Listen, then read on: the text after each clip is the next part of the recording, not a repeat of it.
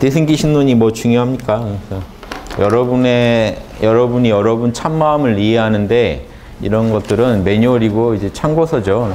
참고만 하시고 여러분 진짜 여러분 마음, 예, 제가 이렇게도 오늘 그려볼까요? 참나를 이렇게도 제가 그리죠. 한마음을 너무 찌그러졌는데 저희 학당 보고 아닙니까? 마크 아닙니까? 그래서 이걸 많이 쓰는데 이게 뭐냐면 이게 여기가 현상계죠. 현상계의 수많은 존재들. 여기는 절대계죠. 그래서 이렇게 그리면 이게 여러분 안에 한마음입니다. 요 놈만 갖고 얘기하면요. 본래 텅 비어 있어서 본체는 공해요. 이게 심, 마음의 진여라는 문이고요. 예. 근데 이 또 한 측면에서는요. 절대계가 현상계를 낳는다는 측면에서는 심, 생멸하는 생멸문. 이게 두 문이죠. 요거는요. 이 절대계에서 현상계가 나와서 경영이 되고 있다고 하면 이렇게 그립니다. 동서남북의 중심이다. 아무것도 없는데 거점에서 우주가 나오고 그 우주를 실제로 경영까지 하는 겁니다. 그래서 불교식으로 하면 요 그림 불교 절에 있죠.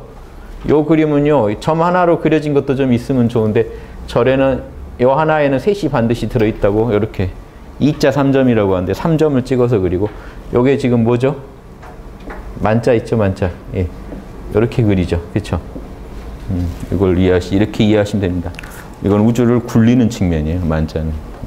중심점이 참나가 우주를 경영합니다. 그 참나 자체는 사실 텅 비어 있어요. 그래서 이 일심, 한 마음 안에 두 문이 다 들어있다는 게 이게 결국 우리의 관심사는 한 마음인데 포인트가 이거죠. 요놈이 한 마음이죠.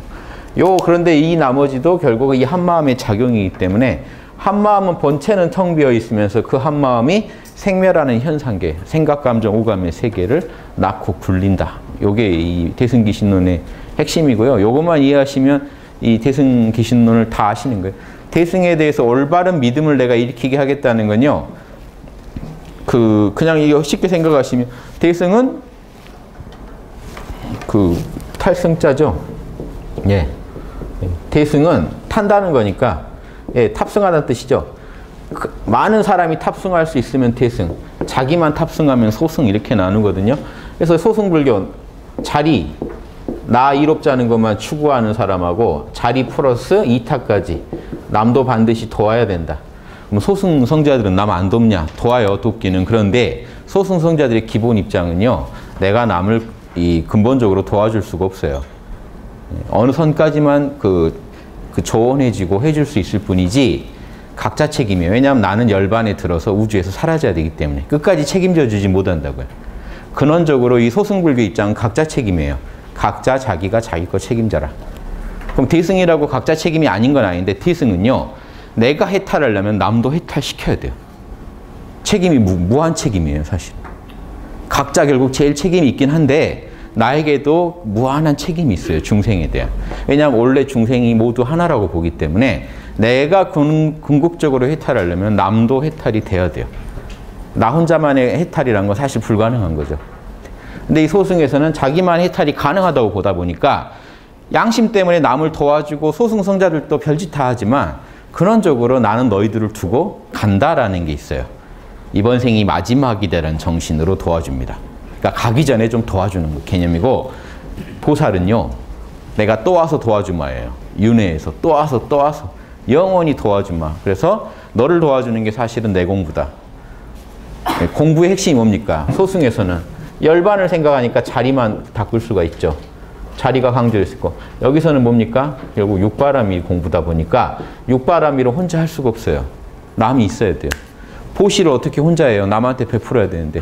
중생이 필요한 거예요. 보살도 공부에서는 중생이 필요한 거예요. 진짜 대승 공부는. 중생과 함께 닦아야 되는 거예요. 그래서 내 육바라밀이 결국 육바라밀이 뭡니까? 양심이에요. 베풀고 남을 참아주고 늘 평정심을 유지하고 지혜롭게 판단하고 나와 나 모두를 살리려고 하는 그 마음이 양심이라 열반과 양심의 차이입니다. 내 양심을 다 구현한다는 거에서는요, 모든 중생이 아픔을 겪는 한 내 양심에도 같이 아픔이 있을 거잖아요. 그래서 여러분 양심을 완벽하게 구현한다라는 거엔 전제돼 있어요. 우주의 모든 중생이 완벽하게 해탈을 해야 된다는, 아무도 아픈 사람이 없어야 된다는 게 전제.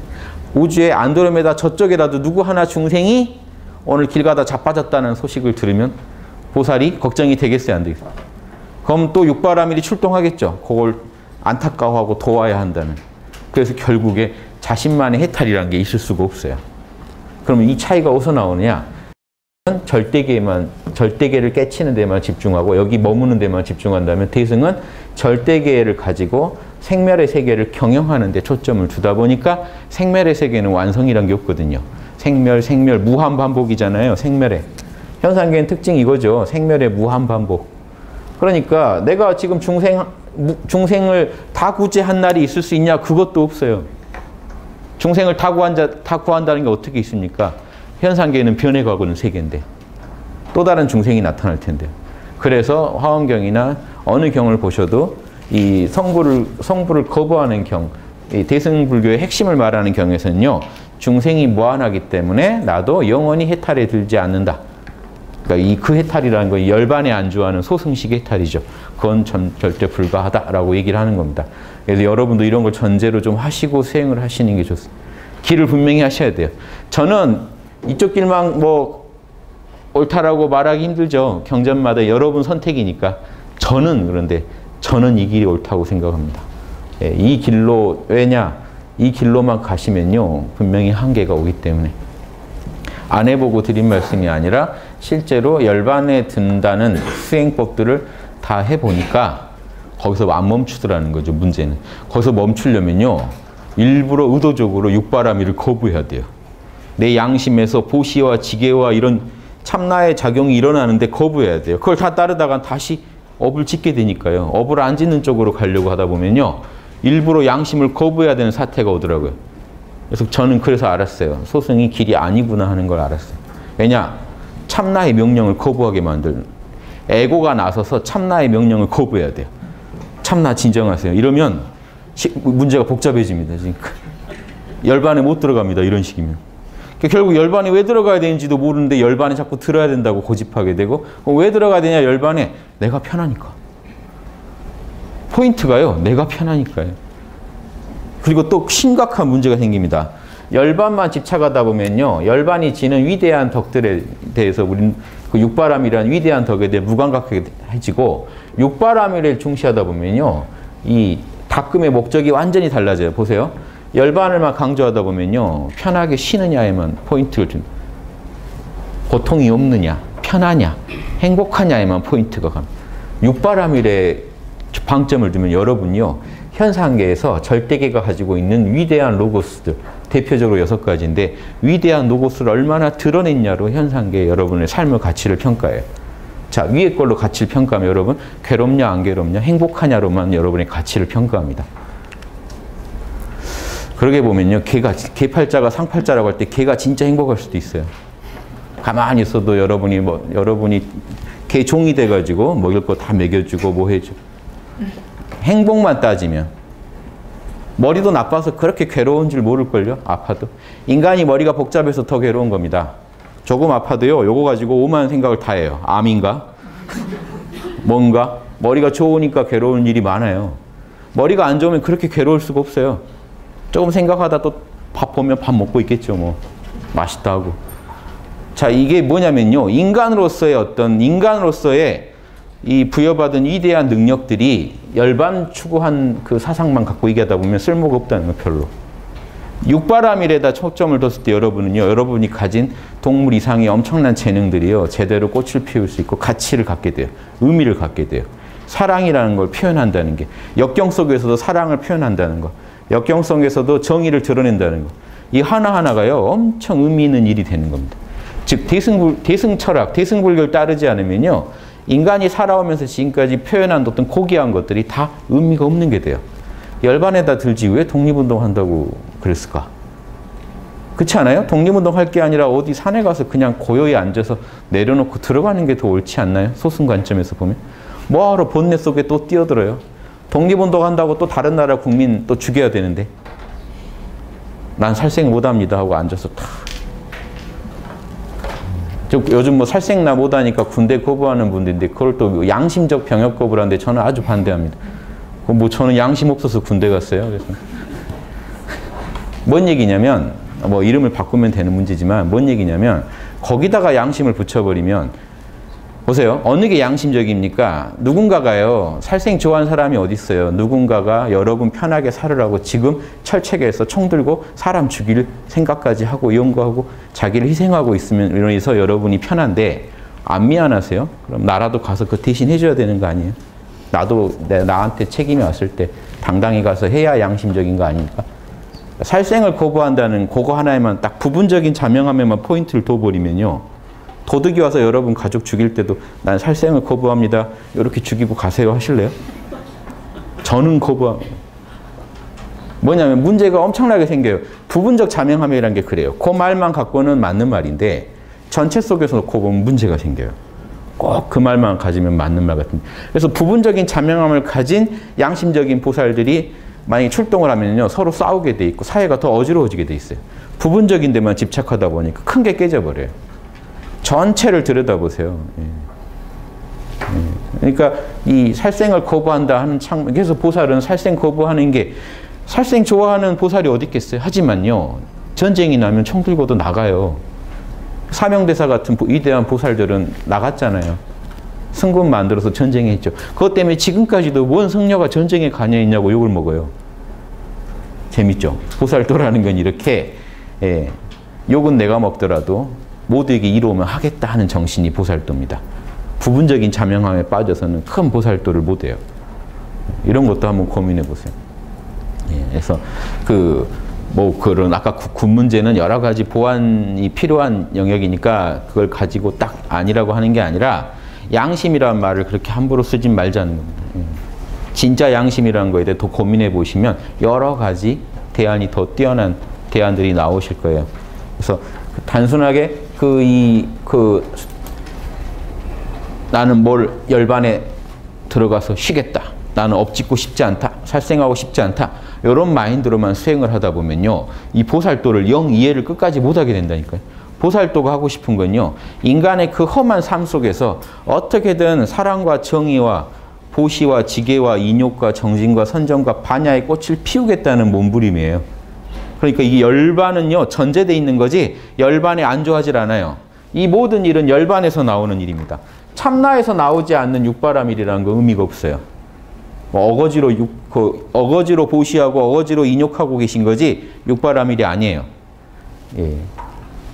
참나에서 작동하는 양심에서 순수하게 올라가는 베풀고 싶은 마음의 표현이 보시바라밀이고 참나에서 진리가 아닌 걸 거부하는 그 마음을 표현한 게 반야바라밀이고 지계바라밀이고 인욕바라밀이고 하는 겁니다. 그래서 이거 다릅니다. 그래서 이 대승철학을 이해할 때 정말 중요한 거는 대승철학을 가져야만 인간이 지금까지 살아온 삶이 설명이 돼요.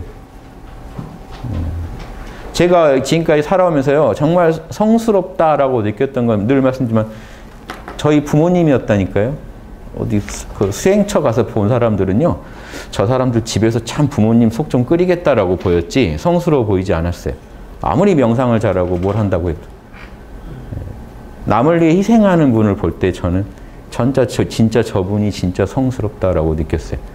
그 얘기 뭐냐면요. 여러분 삶 속에서 수행을 하고 계신다는 거예요. 여러분을 진짜 감동시키는 진선미가 한 번씩 드러날 때는요. 오히려 더 어렵게 사는 사람들이고요. 오히려 되게 힘든 역경에 처한 분들이 진선미를 드러내 보입니다. 편하게 산 사람들 진선미 별로 추구 안 해요. 말초적인 쾌락에 빠져가지고 시간 보내는 일이 많죠. 이 진선미를 추구한다는 데 관점을 둔다는 거랑 그게 서양 철학의 핵심인데 이렇게 살는다고 사람이 아니다. 진리와 선함과 정의와 아름다움을 추구했을 때 사람이다라고 하는 그거랑 대승철학의 육바라밀을 해야 보살이다 하는 거랑 다 통해 있어요. 유교에서. 인의지를 해야 사람이다. 요거는요. 뭔 얘기냐면요. 여러분 그냥 사신다고 사는 게 아니라는 거예요. 진짜 산다는 거는 오늘 하루에 사랑과 정의와 진리를 얼마나 드러냈느냐예요. 그게 드러난 만큼 반대로 사랑이 드러나면 탐욕이 물러가고요. 정의가 드러나면 개인적인 쓸데없는 이런 분노들이 자취를 감추고요. 진리가 드러나면요. 어리석음이 자취를 감춰요. 탐진치가 물러난다고요. 오늘 하루 여러분이 탐진치랑 얼마나 싸우면서 사랑과 정의와 진리를 드러냈는가가 여러분 영성의 수준이고 여러분 존재의 가치입니다. 이게 대승철학 아니고는 설명이 안 돼요. 대승철학이 아니면 이런 게 지금 따져지질 않아요. 열반에 얼마 더 들어있었냐를 가지고 얘기할 거예요. 얼마나 오늘 모든 걸 내려놓고 쉬었는가. 지극히 개인적인 관점에서 사물을 보게 돼요. 우린 개인적인 거 아니라고 해도 결론이 그래요. 현상계에서 볼 때는 그건 개인적일 뿐입니다. 우린 소승 아닌데요. 열반 들어가자는 이 탐진치의 고해를 거부하고 열반에 들어가자는 숭고한 사상인데요. 그러니까 그게 개인적이라는 거예요. 이 말을 이해가 안 되실 수 있는데 고민해 보세요. 관점을 여러 관점에서 두루 보셔야지 상황이 보여요. 이런 것도 한번 보시고. 그래서 이 인격자가 되기가 어렵습니다. 진짜 인격자는요. 여러분의 생각, 말, 행동을, 감정을 재료로 해서 그 안에 얼마나 도를 담았냐예요. 조선시대에요. 동양에서 글 쓰는 기본이 이문, 글을 써가지고 예, 제도. 글을 어떤 글을 훌륭한 글이라고 하는지 아세요? 이문제도. 글에다가요 로고스를 담은, 이게 실을 제자거든요. 로고스를 실은 글이 훌륭한 글이고, 이게 문학관입니다. 동양의 문학관. 글에다가 로고스를 얼마나 담았는가. 즉 글을 통해서 로고스를 얼마나 표현했는가. 진리를. 우주의 진리를요 여러분 삶을 통해 얼마나 표현했는가. 요게 만약에 이 생으로 하면 이게 철학자 아닙니까? 성인 아닙니까? 자신의 생을 통해서 얼마나 로고스를 표현했는가. 요게 여러분 가치예요. 여러분이 많이 표현하신 분은요 이걸 표현한 정도에 따라 가시고 난 뒤에도 사람들이 그 감흥하는 게 더 깊고 얕고 차이가 나는 겁니다. 예수님 같은 분 한번 왔다 가면요 몇천 년이 지나도 그분이 통해 표현된 로고스에 감흥하는 사람이 나와요. 부처님이나 성인들이 다녀가시면. 예, 그 차이가 이 원리예요. 혼자 열반에 들다 가시면요 가신지도 몰라요. 그런데 열반에 든 사람들을 우리가 왜 또 지금까지 기리고 있는 사람은 그럼 뭡니까? 그분들이 또 말을 많이 해놨기 때문에 그래요. 결국 그분도 소승을 주장하면서도 소승하자는 말을 가지고 엄청 또 대승적으로 많이 여기저기 들쑤시고 다니신 만큼 그게 감흥을 일으켜서 또 남는 겁니다. 그래서 얕으면 얕은 대로 깊으면 깊은 대로 결국은 육바라밀 했을 때 남지, 남에게 보시하고 베풀지 않은 가르침은 사실 남지 않아요. 소승성자들 때요 남한테 보시를 많이 했기 때문에, 그리고 스스로 남 앞에서 절제된 모습, 지게바라밀을 보여줬기 때문에, 선정바라밀을 지켰기 때문에, 남들이 물어봤을 때 지혜로운 말을 해줬기 때문에 지금 여러분 그 인격을 사는 사람들이 그리는 겁니다. 결국 소승도 완전 소승이라는 게 어떻게 있습니까? 양심 없는 사람이 없는데 대승한 만큼 값을 받아요. 신기하죠? 이 공식을 모르시면요 오판을 하시게 됩니다. 진짜 소승이 철저히 맞다면요 이 말이 성립이 안 된다는 거예요. 지금 우리가 소승성자를 기리고 있지도 않다는 겁니다. 그분들이 보여준 대승적인 모습 때문에 여러분이 감동하신. 마하르시 같은 인도 성자가 사람들한테 감동 주는 건요 참나를 쉽게 설명해 줬기 때문에 파냐, 늘 깨어 있었기 때문에 선정, 남에게 법보시, 나이 드셔서도요 일반인이 물으러 왔을 때요 그 안 만나 준 적이 없대요. 늘 만나서 대화해 줬어요. 요즘 그런 종정 계세요? 노구리 끌고 꼭 나와서 대중 앞에 앉아 계세요. 대중 중에 누구나 질문할 수가 있어요. 제자들이 늘 말려도 꼭 그러고 계시. 뭡니까? 보시죠. 법보시. 이런 것 때문에요. 지금 그분이 인격을 다른 사람들이 성자라고 하는 거예요. 그분이 든 선정이야 여러분이 알 길이 없잖아요. 사실.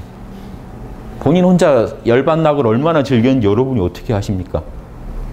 눈 감고 계시면 여러분 보기엔 다 그 옛날 말이 있어요. 거북이가 제일 도인 같다고. 가만히 움직일 때도 천천히, 윗바사나인가요? 천천히 움직이면서 나무늘보가 제일 그러면 깨어있는 존재겠죠. 천천히. 남이 보면 이게 겉은 꼭 도인 같아도 우리가 속까지 알 길은 없잖아요.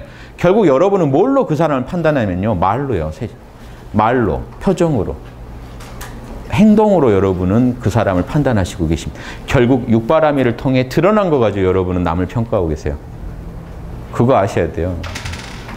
솔직히 해탈했다는 사람 알 길이 뭐예요? 그 사람이 해탈했다니까 그런가 보다 하는 거지. 이해되세요? 그 역사상 유명한 그 성자를 치고 말 못한 사람이 없습니다. 다 달변들이에요. 말을 정말 잘해요. 설명을 잘하니까 그게 파급력이 갖고 퍼지는 거예요.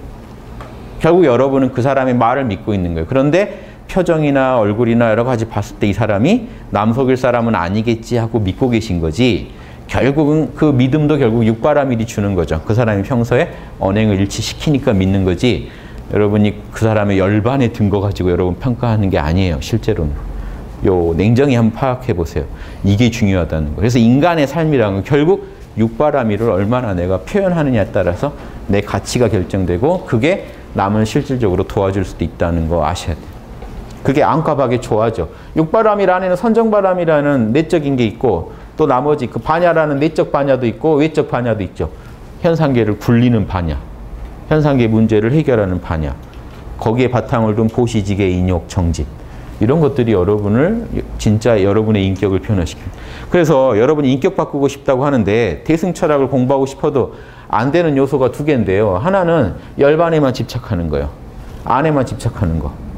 열반에만 집착하니까요, 고민을 하면 안 돼요. 고민하는 새에 빨리 열반낙이 깨지거든요. 다시 열반낙으로 돌아가야 되는 거예요. 근데 고민을 해야 지혜가 느는데, 고민을 안 하니까 지혜가 영 안 늘고 실천이 안 나오고 열반낙에만 머물게 돼요. 그거 하나가 있고요. 또 하나는요, 현상계를 바꿔야 인격이 바뀐다는 것까지 아시는 건 좋은데 바람일을 하는 게 아니라 보시, 지계, 인욕을 억지로 하고 계신 거. 그럼 이분들은요, 현상계에서 에고가 센 사람들이 잘해요. 에고가 진짜 센 사람들이 잘 참고 잘 버티고 합니다. 여러분은 모순에 빠지는 거예요. 돛 닦는 사람이라는 사람들은 현상계를 모르고, 현상계를 잘 살아간 사람들은 도를 몰라요. 우리는 어디로 가야 되느냐? 보살은 안 돼요. 보살은 양다리를 걸쳐야 보살입니다. 부처를 양족존이라고 그래요. 양다리 존자. 양족을 못 갖추면요, 공부가 엉터리가 돼요. 한편으로는 늘 깨어있고 한편으로는 늘 육바라밀을 통해서 현상계에 뭔가 멋진 작품을 만들려고 노력하는 분이어야 돼요. 그래서 일심, 대승불교에서, 대승기신론에서 일심을 강조하면서 일심에는 두 문이 있다. 한 마음에는 두 개의 문이 있다라고 한 게 이겁니다. 심진여문하고 심생멸문. 두 개가 다 한 마음의 작용이란 걸 받아들이시지 않으면 공부가 대승이 될 수가 없다는. 요것만, 심진여문만 문이다라고 받아들여 버리면 대승불교가 끝나버리고 제대로 된 철학이 될 수가 없다. 한 마음에 대해서도 결국은 제대로 아는 게 아니다. 한 마음은요, 절대계만 한 마음이 아니라 현상계까지 한 마음이기 때문에 한 마음은요, 자동으로 현상계를 창조하게 돼 있는데, 여러분이 현상계를 창조하는 한 마음의 뜻은 무시하겠다고 나와버리면 한 마음도 영원히 반쪽밖에 모르시겠죠. 절대계의 한 마음만 알지 우주를 경영하면 나는 한 마음으로 안 보겠다. 왜냐? 현상계는 괴로우니까, 무상하니까. 무상하고 괴로운 걸 만든 한 마음은 나는 받아들이지 않겠다라고 나가버리면 열반 집착 사상은 그렇게 됩니다. 그러면 공부가 엉망이 되죠. 한 마음이 다른 종교의 지금 신인데 나는 내 마음에 드는 신만 연구하고 신이 나에게 힘든 일을 시킨다면 그때는 거부하겠다 라는 것밖에 안 돼요. 예수님처럼 굳은 일, 힘든 일에서도 신의 뜻이 분명할 때는 자기를 내려놓고 가셨는데, 그 마음이 결국은 한 마음을 정확히 이해하는 마음에서 나오는 거거든요. 보살만이 표현할 수 있습니다. 보살은요, 내 삶을 통해 작품을 드러내기 때문에 독립운동가는 뭘 드러냅니까? 예, 민족에 대한, 결의에 대한, 나라에 대한 충성심을 드러내요. 그 순간에. 그 위기가 왔을 때, 내가 곧 죽겠구나 할 때 내가 여기서 로고스를 표현하자. 내 양심에 부끄럽다 이 자리를 피하면 진정한 충성을 보여주자. 진정한 민족 사랑, 결의 사랑을 보여주자 하고 그 로고스를 표현하고 장렬하게 가는 겁니다. 그런데 그 인생이 훨씬 가치가 있어서 우리가 기리고 찬양하고 하는 거예요. 그 인생을 통해 표현된 그 로고스가 너무 아름다워서 우리가 문학작품에서도 드라마에서도 영화에서도 또 기리고 보고 하는 거예요. 이해되시죠? 몇천 년 전의 전쟁 가지고도 우린 그 안에 표현된 로고스들을 즐깁니다. 그 로고스가 결국 육바라밀이에요. 그 사람을 통해 표현된 육바라밀의 모습들, 여러 모습들을 즐겨요. 그게 왜 중요하냐면요. 여러분, 보시지계, 인욕, 정진, 이런 사랑과 정의의 이런 진리 이 자체 추상적인 로고스가 중요한 게 아니고요. 요거는 우리 안에 내적인 법으로서 이 절대계 안에 있는 새겨지는 법이 결국 현상계를 다스릴 테니까 요 법이 로고스죠. 자, 이 법들이 가지고 있는 의미는 엄청 중요하죠. 당연히 우주를 경영하니. 그런데요, 우린 인간이기 때문에 뭐에 관심이 더 많은지 아세요? 이 로고스가요, 한 인간한테 어떻게 표현되느냐가 더 재밌는 거예요. 사랑을요, 실제 한 인간이 표현했을 때 그게 진짜 맛이 있는 겁니다. 추상적인 사랑이 맛있는 게 아니라. 그 한 사람을 또 사랑으로 내몬 그 로고스가 의미 있는 겁니다. 한 사람이 표현했을 때 로고스도 살고 절대계도 살고 현상계도 살아요. 인간 안에 그런 고귀한 가치들이 있구나 하면서 또 동시에 한 인간이 그 고귀한 가치를 표현했을 때 그 무상한 에고가 정말 연금술처럼 가치 있는 정말 귀한 에고로 변하는구나. 질적으로 변하는.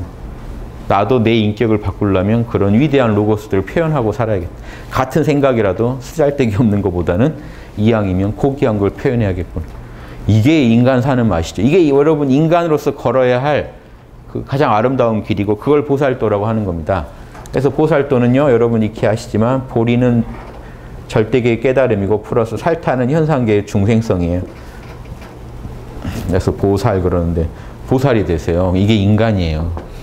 그런데 그냥 부처 그래버리면 대승불교나 소승불교에서 부처는 열반해든 존재고 대승불교에서 오면은 부처가 너무 신격화돼 버리다 보니까 인격성이 사라져 버려요. 그래서 대승불교의 꽃은 보살이라는 중생성을 포기하지 않는 깨달은 존재. 그래야 중생성을 통해서 로고스를 표현하기 때문에. 티벳의 림포체들이요, 활불이라고 하잖아요. 살아있는 부처들. 가서 당신 왜 태어났냐 그러면 다 중생부지하려고 태어났다 그래요. 다시. 로고스를 표현하고 싶어서 현상계 안에 들어온 사람들이에요. 이 가치를 이해 못하시면요, 인간, 보살도 이해 못하는 건 좋은데 인간의 존재에 대해서 이해가 떨어집니다. 인간이 뭔지를 이해하지 못하세요. 그러니까 늘 이상적인 열반과 너무 이상적인 인격만 그려놓고 늘 나는 추잡스럽고 뭔가 부정적이고 흔들리고 너무 쉽게 흔들리는 나의 에고를 보면요, 나는 한없이 부족해 보이는데요. 안 그래요. 보살의 마인드는 그게 아니에요. 보살은 여러분들의 그 부족한 게 그대로 아름답다는 겁니다. 그걸 통해서 육바라밀을 표현해보기만 하시라는 거예요. 두렵지 않은, 두려움이 하나도 없이 전쟁터 나가서 싸워서 이기는 사람이 귀한 게 아니라 두려워 죽겠는데 가가지고 나라를 위해 민족을 위해 싸우는 사람, 그게 귀하다는 거예요. 그 가치가. 이게 인간들의 맛인데 인간들의 맛이 없는 철학을 공부하시면 여러분 인간이 아닌 걸 추구하시게 되면서 멀어집니다. 그건 도가 아니에요. 인도가 아니에요. 인간이 걸어야 할 길이 아니에요. 보살도는 인도예요. 인간의 길. 인간이 갖고 있는 온갖 약점, 추한 거를 그대로 껴안고 가는 거예요. 그 안에서 어차피 인간이 우주에서 부여받은 재료는 딱 이건데 이 재료 가지고 육바람을 표현하라는 게 지금 우주가 우리한테 준 미션인데 다른 미션 주세요라고 거부할 필요가 없죠. 그 안에서 최선을 다하기만 하면 돼요. 근데 여러분이 괜히 공연히 망상을 세우는 게 열반에 들어서 끝나야 되는데 아니면 완벽해지면 진짜 내가 잘할 텐데 죽음이 안 들어온 부처경지만 되면 내가 전쟁 나가서도 잘 싸울 텐데 중생구제도 끝내주게 할 텐데 그게 아니라는 거예요. 그래서 부처가 되기를 거부하는 경전이 등장하고 화엄경처럼 십지보살만 가야지 중생성이 남겨져 있는 선에서 최선을 만렙, 최선의 경지로 가야지 이상적인 만렙, 완벽한 12지의 경지를 꿈꾸지 마라라고 얘기가 나오는 겁니다. 모순이 생겨버리니까. 중생성을 초월해버리는 순간 그 사람은 중생이 아니기 때문에 사실은 중생을 도와줄 수가 없어요. 중생이 왜 괴로운지 이미 이해할 수가 없는 경지에 가버렸기 때문에. 그런데도 이제 12지 묘사하는 경전은 12지인데 못하는 게 어딨어. 다 알 거야. 이렇게 자꾸 보태버립니다. 인간의 욕심이. 그래서 전태승기신론에서 그런 부분은 철저히 반대합니다. 12지면은 어마어마한 불가사의한 능력이 있기 때문에 에고를 초월했으면서 또 에고를 가질 수도 있고 뭐든지 다 할 수 있지 않을까라는 얘기를 자꾸 하는데 그건 이 경을 쓰신 분도 12지까지 가보고 쓰신 얘기가 아닐 텐데 너무 이상론으로 흘러버려요. 그게 화엄경에서 10지 보살의 제일 전형적인 모습을 10지로 드러냈을 때 일심을 제일 잘 쓰는 모습에서 절대 생멸문을 포기 안 하는데 생멸문을 넘어선 그 존재를 그리다 보니까 너무 인간성을 상실한 그 경지까지. 그래서 그러면 같은 생멸문을 굴리는 자리라고 해도 참나는 에고가 없이 굴리잖아요. 그렇게 되면 좋겠다라는 이상이 들어가 버린 게 돼요. 그럼 대승불교의 원 메시지인 중생성 안에서 구현하자는 그걸 상실해 버려요. 그래서 대승기신론이나 이런 데서 말하는 12지론을 저는 거부하는 겁니다. 자, 제 느낌 아시겠죠? 자, 왜 12지가 있냐 없냐가 중요한 게 있는데 왜 너는 그렇게 강조하느냐? 중생성 안에서 한 마음을 꽃 피운다는 이 맛을 전달하기 위해서요. 지금 12지가 중요한 게 아니라 이게 궁극의 공부라는 걸 못 받아들이시면 12지를 따로 세워버리시면 결국은 희노애라가 없어져야 돼. 그게 더 완벽한 경지야라고 해버리는 순간 여러분은 중생성을 거부하게 돼요. 그러면 반야신경에서 오온이 본래 공하니 버릴 게 없다라는 고사상도 거부하게 돼요. 따로 더 좋은 걸 찾게 돼요. 그러면 안 된다는 거예요. 지금 여러분의 그 이상한 마음 있죠? 이게 그대로 참나의 작용이고 여기서 육바람일만 집어넣으면 이게 그대로 최고의 요리가 될 수 있다는 걸 받아들이셔야 지금 이 순간 그대로 보살이 되십니다. 이거 싸우고 있으면 안 돼요. 나의 이런 부족한 에고랑 싸우고 있으면 안 돼요. 요 느낌을 결론적으로 말씀드리려고 하는 거예요. 그래서 여러분 인격이 바뀌려면요. 여러분의 모든 약점을 허심탄회하게 다 인정하시면서 동시에 참나의 마음으로 육바라밀을 묵묵히 그 재료 가지고 구현하셔야 돼요. 예전에 그 봉호 선생님이 멋진 말씀하신 게 기억나는데요. 옛날 성인들 부러워하지 마라. 그때도 그때나 지금이나 항상 그때 사람들 데리고 역사를 하는 거다. 베드로만 있으면 될 텐데 그러지 말라는 거죠. 예수님도 그때 와보니까 다 어부밖에 없어서 어부 데리고 한 거예요. 예수님이요. 아버지 이건 아닌 것 같습니다. 어부들 데리고 이건 안 됩니다. 거부할 수도 있죠. 거부해버리면요. 의미가 없어져요. 하느님이 지금 예수님한테 허락한 사람은 곧 딱 그 제자들인 거예요. 즉 뭐냐면 어느 시대나 그 시대의 재료를 가지고 보살은 일해야 되지 그 시대에 없는 재료를 구하면 안 돼요. 예수님이 딱 태어나서 한 2500년, 2000년만 지나면 스마트폰이라는 게 나올 텐데 그게 있어야 일을 하는데 나 못하겠네. 이렇게 되시면 일할 의욕이 안 나겠죠. 그럼 그 순간에 집중을 못하면요. 역사가 안 일어납니다. 즉 있는 재료에 충실할 뿐이에요. 성인들도. 공자님도 왔더니 중국에 인재가 몇 안 돼요. 그 사람들 데리고 또 공자님 말 들어준 사람도 몇 안 돼요. 그 사람들 데리고 일을 했지 그 시대에 없는 사람들을 찾지 않았어요. 그러니까 뭐냐면 이런 것처럼 밖에 있는 사람만 중생이 아닙니다. 여러분의 생각, 감정, 그 언행의 수준이 여러분의 중생이에요. 지금 여러분이 데리고 있는 그 중생 수준에 맞춰서 역사를 하면 그냥 위대한 보살이지 여러분은 이미 비로자라 부리고요. 여러분 에고가 좀 후달려요. 그런데 그 후달린 에고 가지고 잘 쓰시면 돼요. 여러분 원래 비로자나 부리니까. 그럴싸하지 않으세요? 뭐야 내가 비로자나 했잖아. 좀 이런 제가 항상 잘하는 심심한데 우주나 구해볼까 하는 그런 마음으로 그냥 그렇게 사세요. 이게 보살도라니까. 보살도의 진짜 맛을 알면요. 너무나 자유가 오고 인간의 가장 심오한 이해가 밀려오는데 요걸 놓칠까 봐 제가 이렇게 여러 가지 지금 다른 학설을 비판하면서 얘기를 하는 겁니다. 느낌 좀 오세요? 여러분은 이미 비로자나 부리니까 여러분 에고 레벨이 올라가는 건 올라간 대로 의미가 있지만 지금 이대로 이미 귀하단 말이에요. 요 재료 잘 쓰면 별짓 다 할 수 있다고요. 여러분의 생각, 여러분 이미 꽤 알고 계시잖아요. 우주에 대해, 인생에 대해. 그거 써서요. 좋은 일 많이 하세요. 그냥 그러다 가시면 돼요. 욕심내지 마시고. 어떻게 보면 이게 더 진정한 욕심이지만 재밌죠? 이런 관점에서 보셔야 돼요. 그러면 모른다고 내려놓을 때 진짜 우주가 다 내려놔지고 우주가 다 내 한마음의 작용이라는 걸 알아요. 우주에 존재하는 모든 생멸현상, 모든 추잡스러운 것도 다 한마음의 작용이다. 요게 삼매 중에 해인삼매입니다. 모두가 진리의 바다라는 거예요. 하나로 사실은. 바다란 점에서 하나라는 거예요. 바다에 가면 온갖 것들이 다 살지만 다 바다죠. 진리의 바다 속에 우주 전체가 진리의 바다라는 겁니다. 해인삼매. 동시에 내 인격을 또 끌어올려서 일지, 이지, 삼지 끌어올려서 더 중생에게 도움이 되는 방향으로 날 바꿔놓겠다는 게 화엄삼매예요. 화엄 십지를 따라가겠다는. 그래서 화엄경에 나온 최고의 삼매가 해인삼매랑 화엄삼매인데 그게 하나예요. 여러분이 하는 모든 일은 여러분 마음의 작용이라 참나가 청정하면 마음도 청정합니다. 동시에 여러분은 끝없이 여러분을 닦아서 더 나은 인격으로 바꿔놓고 육바라밀을 좀 더 표현하고 살려고 노력하실 뿐이에요. 더 오버하실 필요가 없어요. 이번 생에 몇 지 가야 되는데 이러지 마시고 지금 몇 지인지도 모르시면서 몇 지를 가겠다고 그러지 마시고 육바람일 하나라도 더 멋지게 표현할 연구를 하세요. 이거 하면은 끝없이 아이디어가 나와요. 몇지 가야 되는데 하면은요, 끝없이 변명과 그 자기 합리화만 나와요. 과대망상이 나와요. 오늘 아침엔 한 10지 된 것 같다. 다음 날은 와이프랑 싸운 뒤에는 한 8지. 막 왔다 갔다 하는 이런 뭔 노름입니까? 쓸데없는 짓이죠. 그러지 마시고 여러분, 진짜 여러분이 몰입하면 답이 나오는 데다가 몰입을 해야죠. 육바람일 잘할 생각만 하시면 여러분 레벨은 말 안 해도 우주에서 올려줄 텐데 쓸데없는 데 집착하지 마시고, 이게 나도 좋고 남도 좋은 길이에요. 육바람이 그래도 양심이다 보니까, 제가 왜 양심이 답이라고 하는지 아십니까? 양심에다가 투자하면요, 무조건 나도 좋고 남도 좋게 돼 있어요. 오늘 하루 가만히 계시다가 욕심을 충족시켜 보시면요, 나만 좋을 수도 있고 막상 충족하고 나면 나한테도 안 좋을 수도 있어요.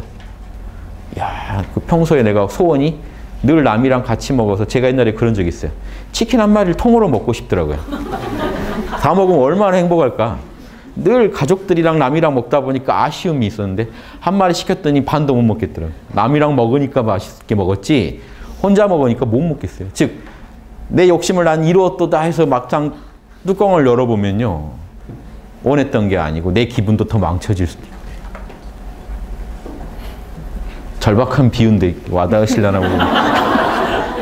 아무튼 이런. 그런데 양심을 구현하면요, 저쪽도 좋고 나도 좋고 다 뿌듯해져 버려요. 그래서 양심 충족이 공부라고 생각하신 이상 여러분 혼자서 뭐 잘해보려는 생각은 하실 필요가 없습니다.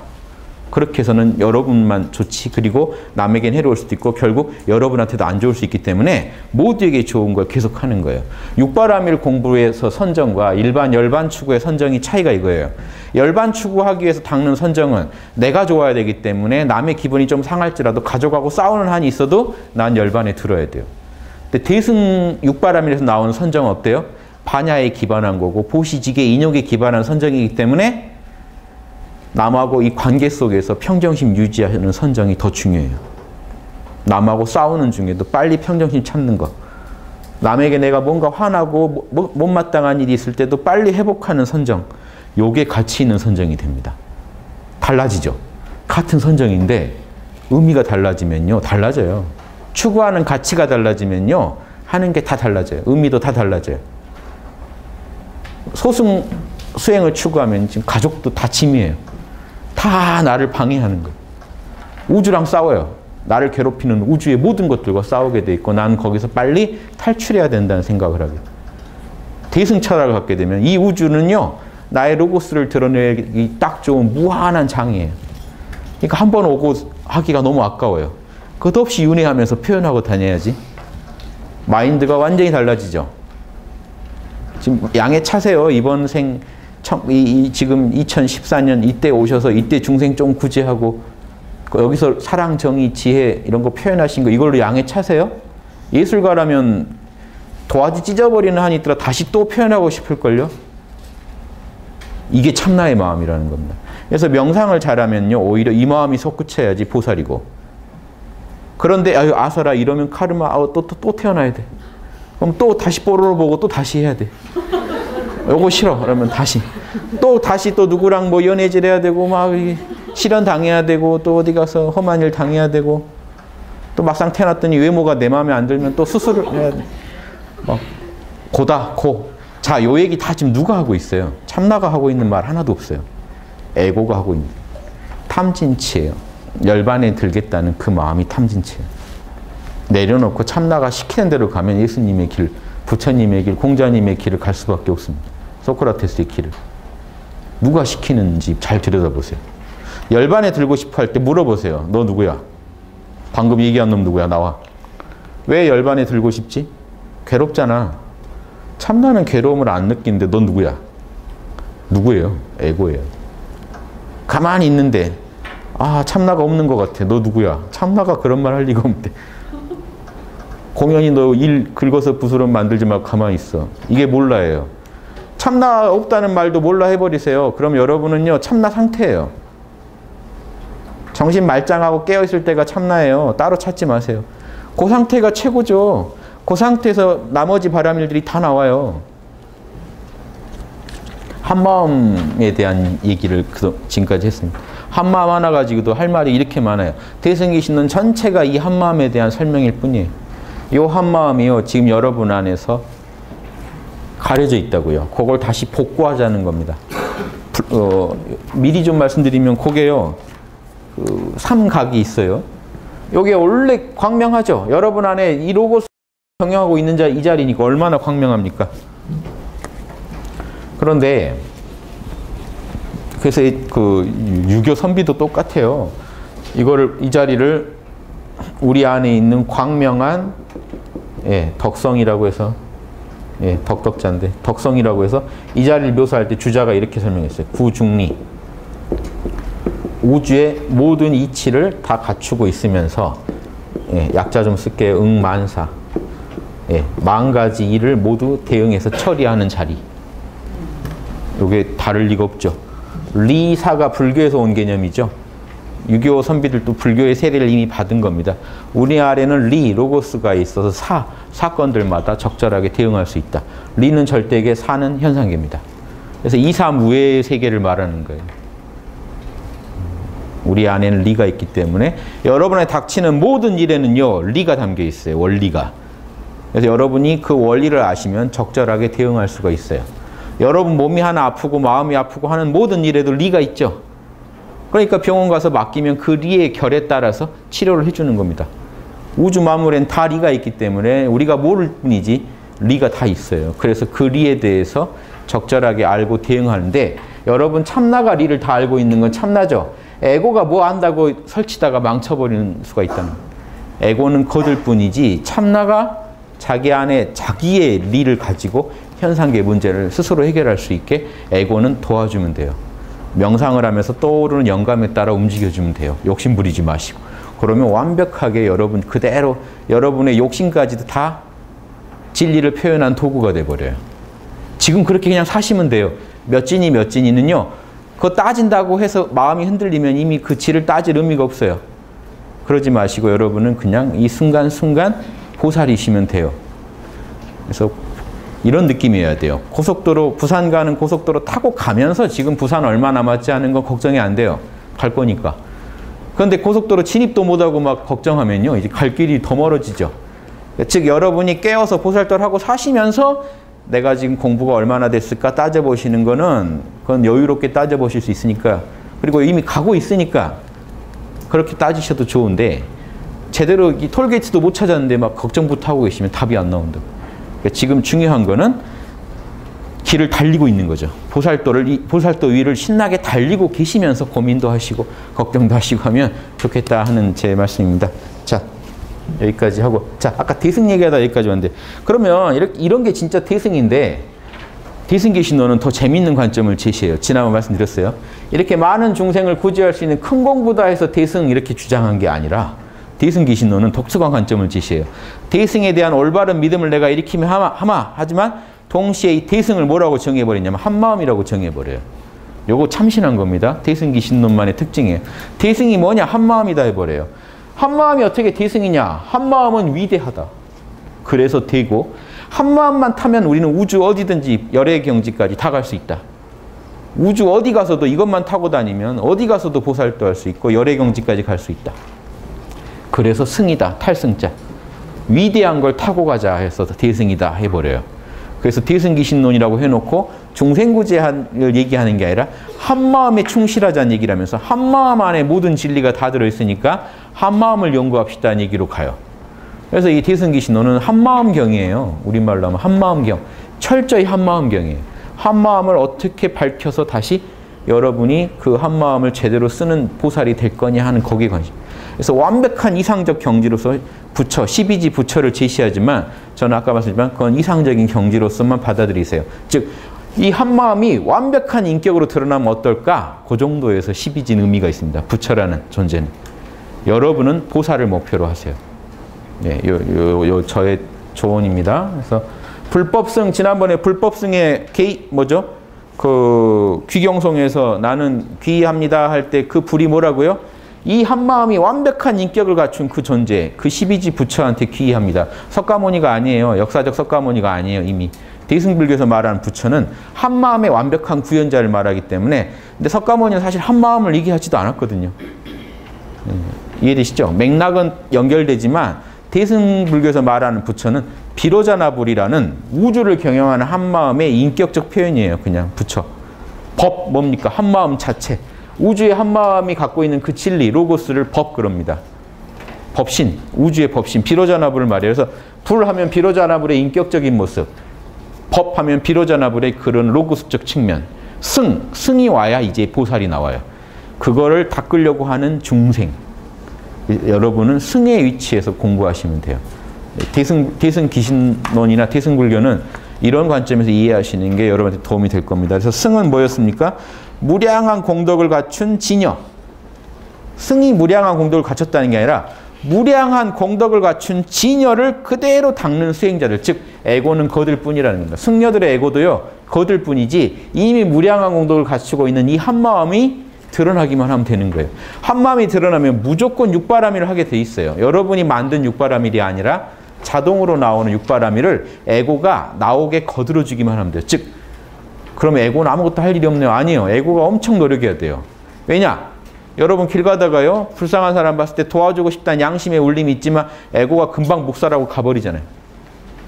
몰라. 학당에서 배운 거 잘못 쓰시면 그때 몰라, 난 괜찮아 하고 가버릴 수도 있어요. 자, 에고가 막아버리기 때문에 에고로 하여금 못 막게 엄청 노력을 해서 또 그걸 막아야 돼요. 그래야 여러분 안에 있는 양심의 소리가 그대로 밖으로 나와서 로고스가 현실을 바꿀 수 있게 됩니다. 인간 사회 바꾸는 비결도 여기에 있습니다. 불법에서 볼 때는 우리 안에는요, 불가사의한 능력을 갖춘 전지전능한 한마음, 참나가 왕성하게 지금도 활동하고 있는데 에고가 열심히 막고 있기 때문에 못 나오고 있는 거예요. 이거를 안 막는 에고들이 등장하면요, 하나님이 한 인격을 통해서 우주를 건져버려요. 그런 존재들이 지금까지 지구를 단영한 성인들인데 인간이 다 성인이 될 수도 있다는 겁니다. 중생들이. 그래서 우리 예전 어른들이 개벽이 되면, 후천시대가 오면 이런 말이 있어요. 집집마다 성인 난다. 한 집에 성인이 하나씩 있는 시대도 올 수 있다는 겁니다. 죽이죠. 집집마다 자기 양심의 소리를 듣는 사람들이요, 성인까지는 아니더라도 진짜 양심을 따르는, 양심의 울림을 강하게 느끼고 에고가 그 양심의 울림을 표현하려고 노력하는 그런 존재들이 집집마다 있다면요, 그게 대동사회고 정토고 지상천국이지, 요조건이 안 되고 그냥 어떻게 하면 지상천국이 될까를 연구하시면요, 밖에서 찾는 법은 답이 안 나오겠죠. 예, 요 원리 때문에 그래요. 자, 지난 시간에 한 거 간단하게 봤고요. 이게 대승에 대한 바른 믿음입니다. 요 한마음에 대한 확신이 생겨야 여러분은, 자, 대승에 대한 그런 바른 믿음은 언제 생길까요? 요 글 읽었다고 생길까요? 바른 믿음은 언제 생겼습니까? 한마음을 체험했을 때.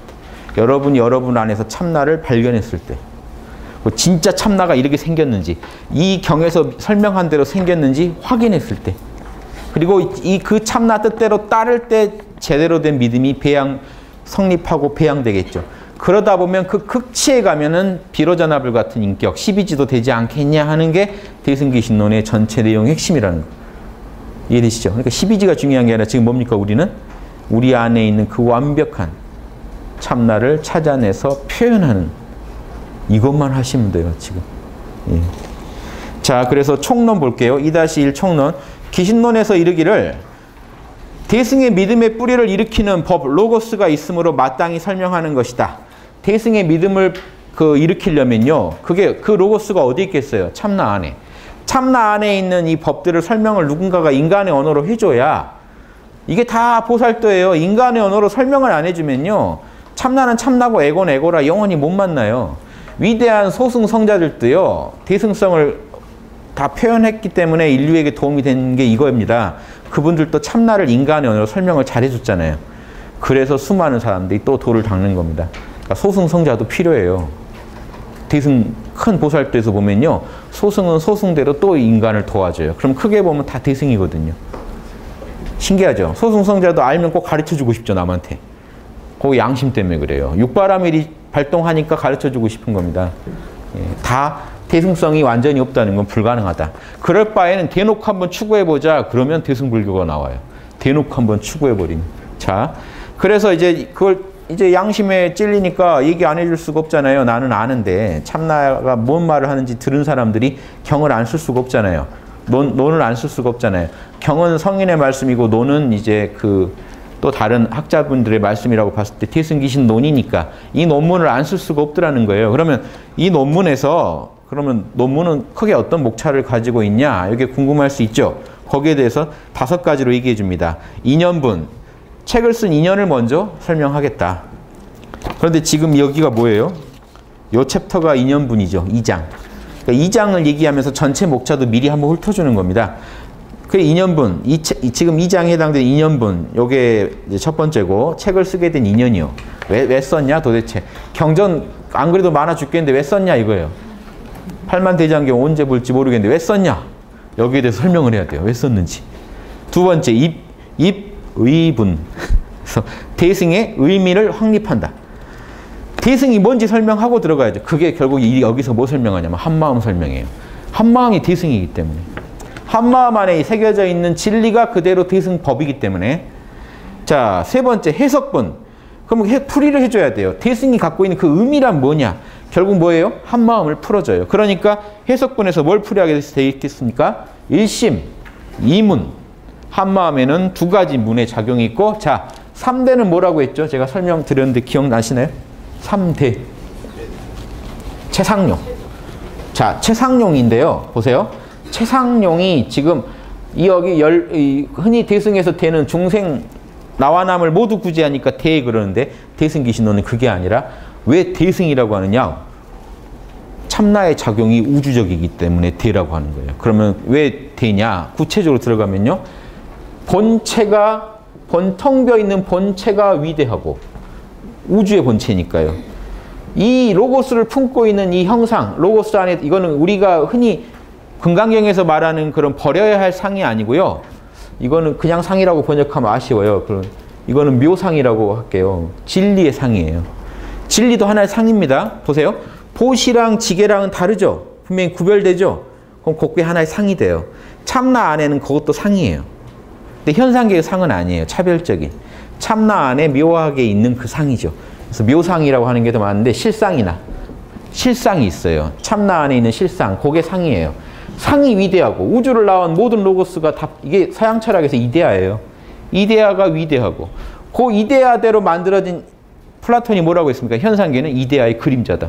이게 진짜고 이데아는 그림자다. 왜냐? 요거는 절대계고 현상계는 무상하니까 그림자라고 했는데 현상계도 이것 그대로 만든 거기 때문에 현상계는 작용도 위대하다.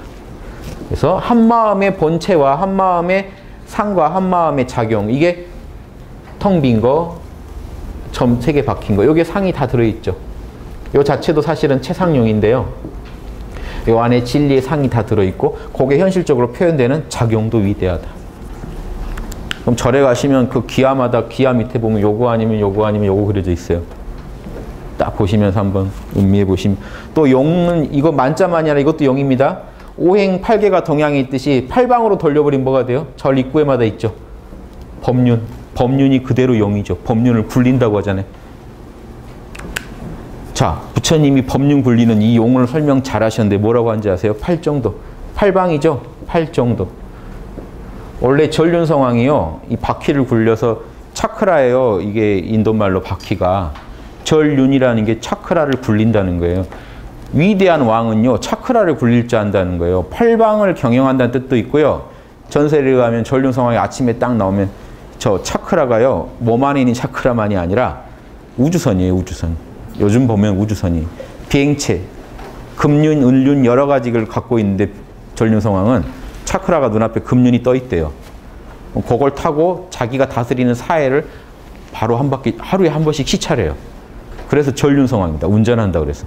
차크라를 운전하는 위대한 왕. 사해를 차크라로 다스린다는. 이 차크라를 굴린다는 의미도 이거 재밌는 게 동양에서는 정치 잘하는 걸 홍봉구주라고 해서 딱 이렇게 그려놓거든요. 황극 중심에 서서 8방을 잘 다스린다는 의미가 뭔가 통하는 게 있어요. 이것도 기억해 두세요.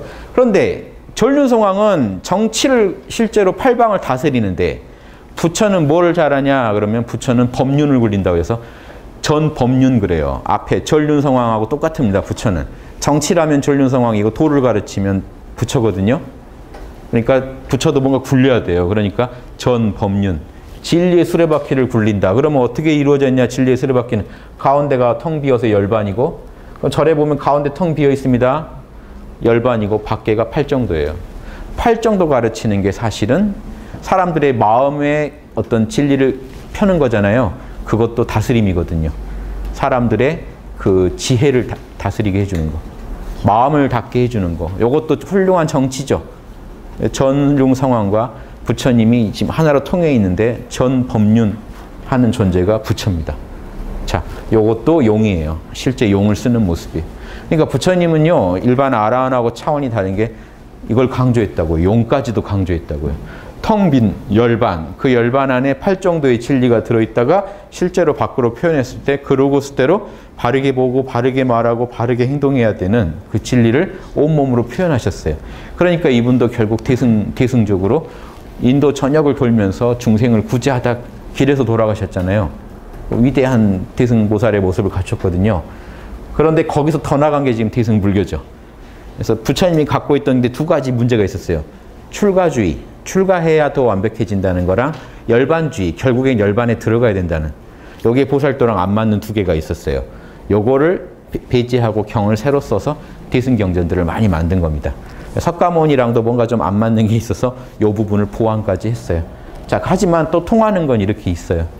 자, 이게 지금 해석분이에요. 이런 식으로 풀이를 앞으로 자세히 해줄 겁니다. 제가 미리 해드렸는데, 그 다음은 수행신신분. 자, 다 좋은데 이 한마음을 제대로 믿고 닦아야 되잖아요. 내가 육바라면 실제 닦아야 되잖아요. 수행신신분은요, 수행, 4가지 그 믿음과 5가지 수행. 그래서 수행은 그 수행에 해당되고 4가지 믿음은 신심에 해당돼서 수행신신분이라는 이름을 붙게 된다. 실제 어떻게 닦을 거냐? 이겁니다. 그래서 보시면요, 이게 1심, 2문, 3대랑 연결되게 돼 있다는 거죠. 구조가. 사신, 4가지 믿음, 5행. 왜냐면 굳이 5행이 아니거든요. 육바라밀을 5행이라고 했단 말이에요. 이건 4, 5를 좀 맞추고 싶었던 것 같아요. 4도 이상한 게 삼보에 대한 귀이면 굳이 셋이면 되거든요. 4가 필요 없거든요. 굳이 불법성에 대한 믿음 외에 근본에 대한 믿음이라는 걸 하나 더 추가했어요. 그러니까 불법이 합쳐진 존재를 지금 근본이라고 본 거죠. 진영. 그러니까 이거 굳이 넣은 거는 제가 볼 때는 숫자를 좀 맞추시려는 의도였던 것 같다. 그래서 4종 믿음 보세요. 4종 믿음. 근본에 대한 믿음, 즉 진여법 자체에 대한 믿음. 불, 진여법의 완벽한 구현자에 대한 믿음. 법, 진여법의 무량한 공덕에, 진여법 안에 있는 공덕에 대한 믿음. 그럼 3번하고 1번이 겹치죠, 사실은. 1, 2, 3번이 사실은 다 겹치죠, 서로. 겹치는 부분이 있죠. 4번째, 진여법을 충실히 닦는 수행자에 대한 믿음. 자, 이렇게 돼서 4가지 믿음을 갖고, 자, 이 믿음이 확고해질 때가 언제겠습니까? 요 4가지 믿음이.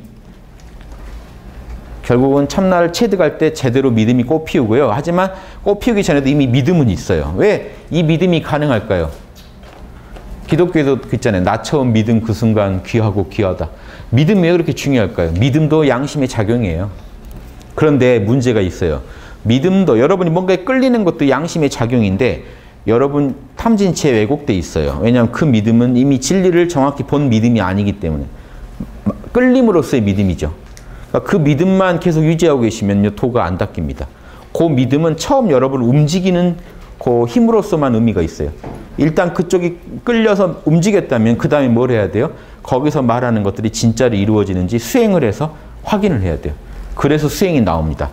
처음 믿음 가지고는 이 설명이 안 돼요. 믿음만으로는. 믿음은 여러분을 움직이는 양심의 발로긴 하지만 아주 부분적인 데 꽂혀 있을 확률이 크고 전체적인 그림을 아직 못 보고 있고 실제로 실험해 보신 것도 아니에요. 그래서 수행이 필요한데 이 수행이 뭡니까? 보시, 지계, 인욕, 정진, 뭐죠? 선정, 지혜 하면 6개가 돼버리죠. 근데 5개로 하고 싶으니까 어떻게 했어요? 지관.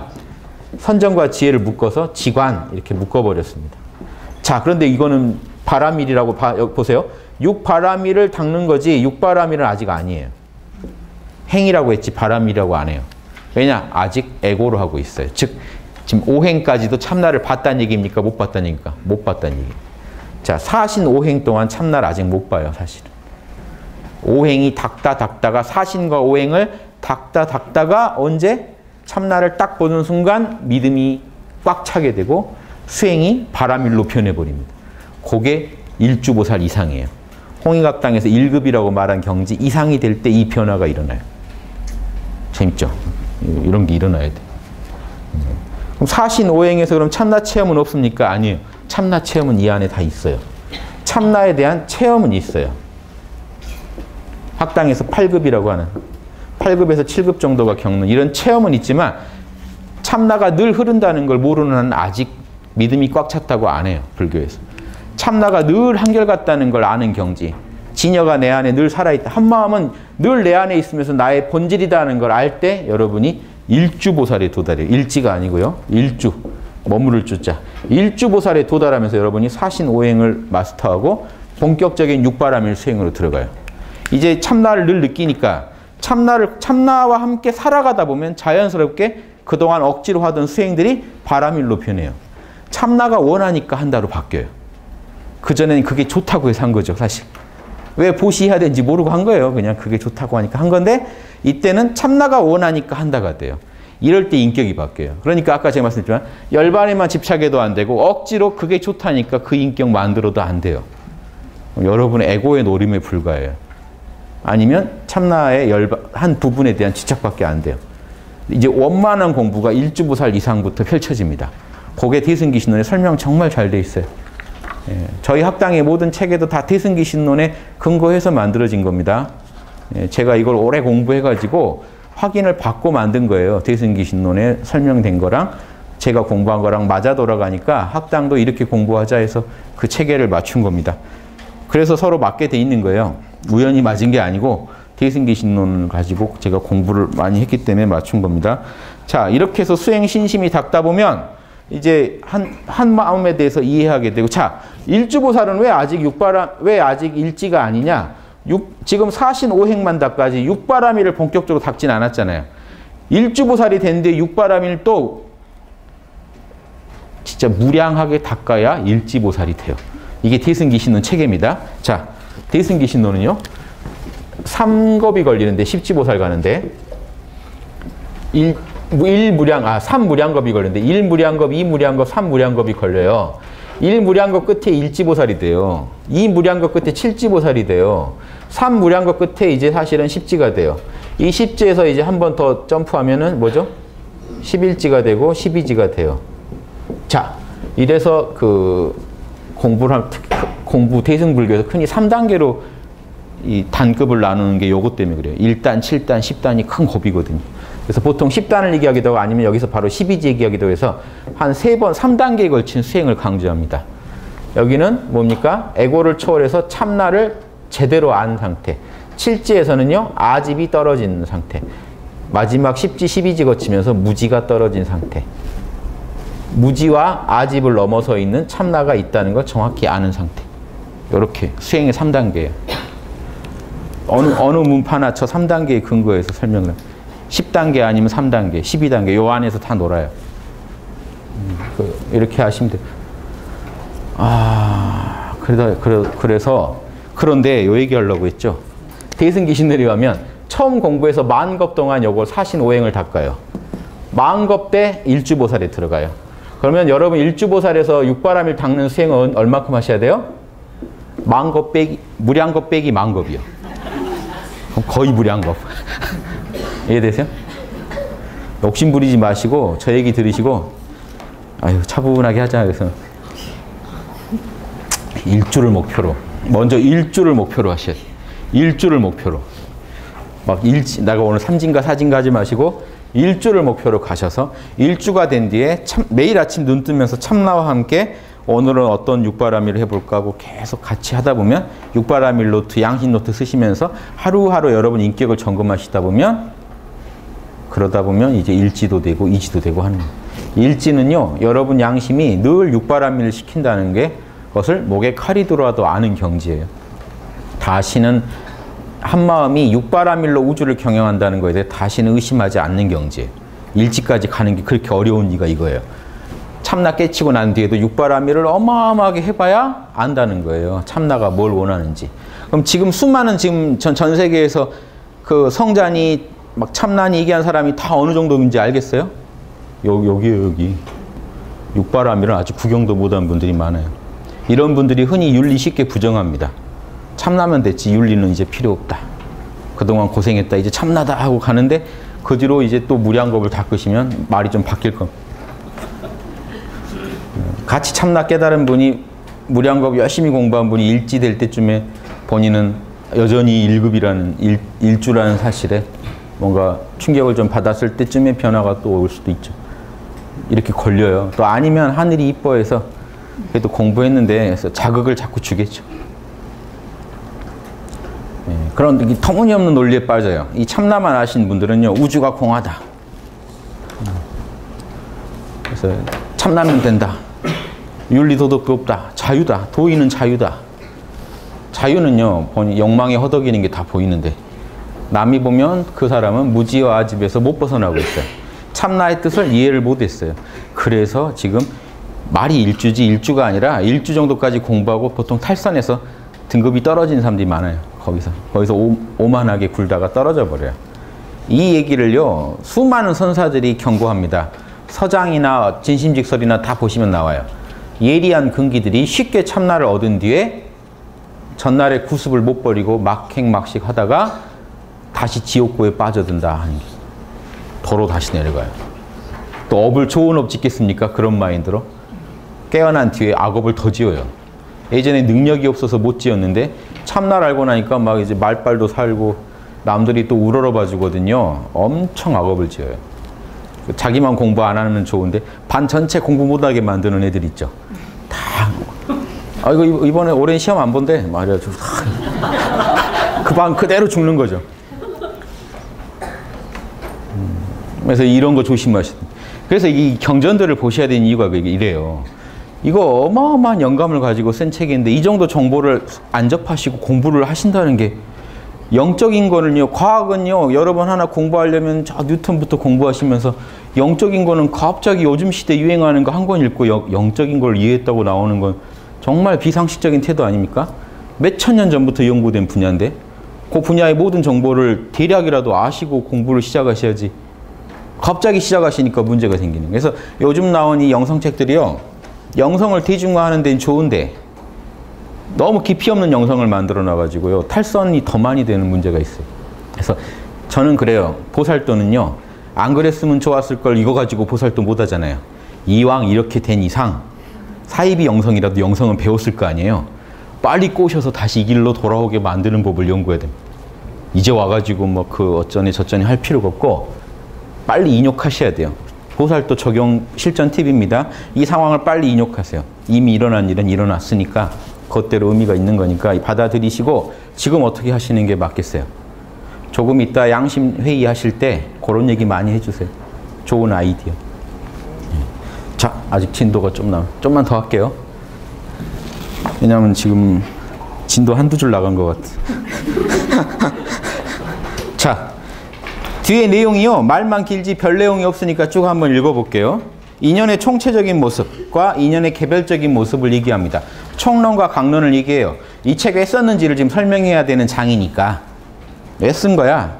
이 책을 쓰게 된 인연을 말하겠다. 혹자가 묻기를, 꼭 혹자가 물어서 이런 말 한 거 아닙니다. 저자가요, 보통 옛날 혹문장식이라 그래요, 이걸. 누가 혹자를 가상해서요, 질문을 하게 만든 다음에 자기 대답을 하는 식. 그러니까 질의응답으로 글이 가야 재밌으니까 취하는 방식이에요. 수신결도 이렇게 돼 있죠. 유교 경전들도 다 이래요, 대부분. 그러니까 유교에 대한 많은 논서들이요, 혹문장식으로 많이 가요. 이런 글이 읽기가 편하거든요. 자, 어떤 인연으로 이기신 놈 지었나? 라고 누가 묻는다면 나는 이렇게 대답하겠다. 이 인연에는 8가지가 있다. 8가지 인연이란 무엇을 말하는 거냐? 인연의 총상의 모습으로 중생으로 하여금 일체의 고통에서 벗어나게 하여 궁극의 즐거움을 얻게 하고자 함이니 세간의 명예나 이익, 공경을 구하고자 함이 아니다. 자, 8가지 인연을 얘기하는데 첫 번째가 총상이라고요. 총체적인 모습. 그럼 나머지 7개는 개별적인 모습이겠죠. 그래서 총체적인 모습을 얘기하는데 왜 썼냐, 이 책을? 총론식으로 말하자면 중생들을 일체 고를 벗어나서 궁극의 즐거움, 열반의 즐거움을 얻게 하고자 합니다. 저는 이런 게요, 대승불교의 큰 모순이라는 이런 설명들이. 그러니까 이 저자마저도요, 되게 모순에 빠져있는 말을 하고 있는 거예요. 뭐냐면요, 이 보살도가 완전하게 자리를 못 잡았을 때 나타나는 특징입니다.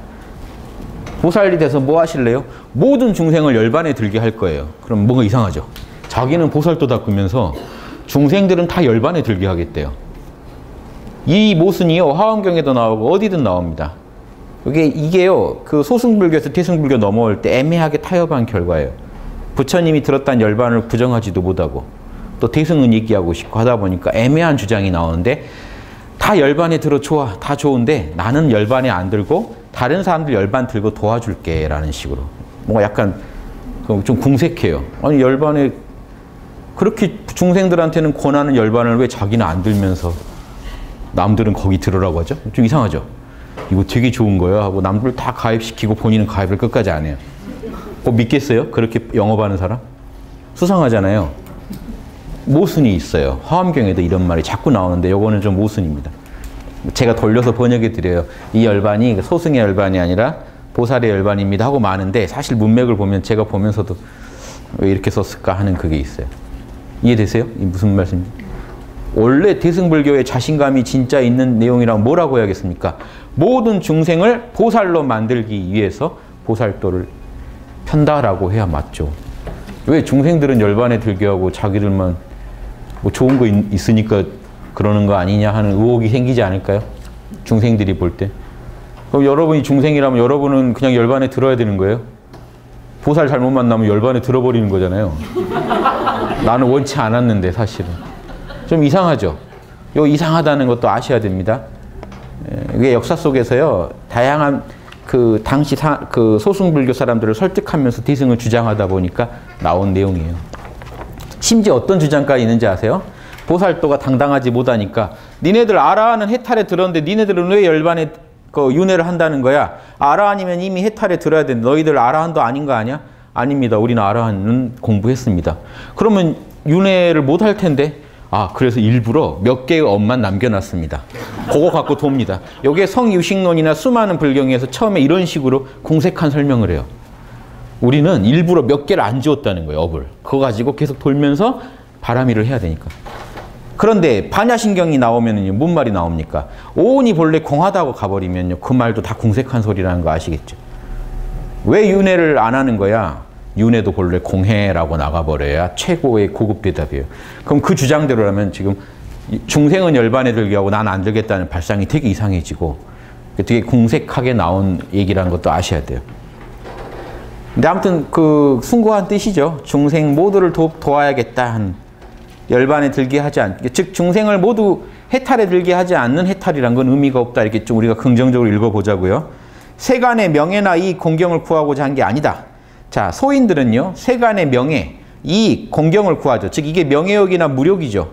권력욕. 이것 때문에 움직이면 소인이고, 보살은요, 그것 때문에 움직이는 존재가 아니다라는 걸 밝히고 있어서, 논어에 보면 이 말이 나오죠. 군자는 정의에 밝고 의리에 밝고 소인은 이익에 밝다. 소인의 그 욕심의 마음으로 한 거 아니다. 보살의 마음, 양심의 마음으로 지금 이 책을 쓴 거다. 이걸 밝힙니다. 그래서 보살은 대화적인 효율성이라고 제가 주장하는 게 이겁니다. 즉 모든 중생을 행복하게 하겠다는 거죠. 모든 중생을 다 불보살 만들겠다, 이렇게 우리가 해석하자고요. 그게 지금 대화적 효율성이고요. 모든 소화적 효율성은요, 세간의 명리 공경을 추구하는 게 소화적 효율성이죠. 그래서 나름 태승기신에서 구분하고 있는 군자와 소인의 모습입니다. 그래서 모든 중생들로 하여금 구경락을 얻게 하겠다. 예, 그래서 이것도 하나 보시고, 구경락이 나쁜 게 아닌데 이런 식 표현이 소승불교에서 쓰는 이 표현으로 보이기가 쉽다고요. 보살 만들겠다는 말을 왜 당당히 못하느냐 하는 문제가 있어요.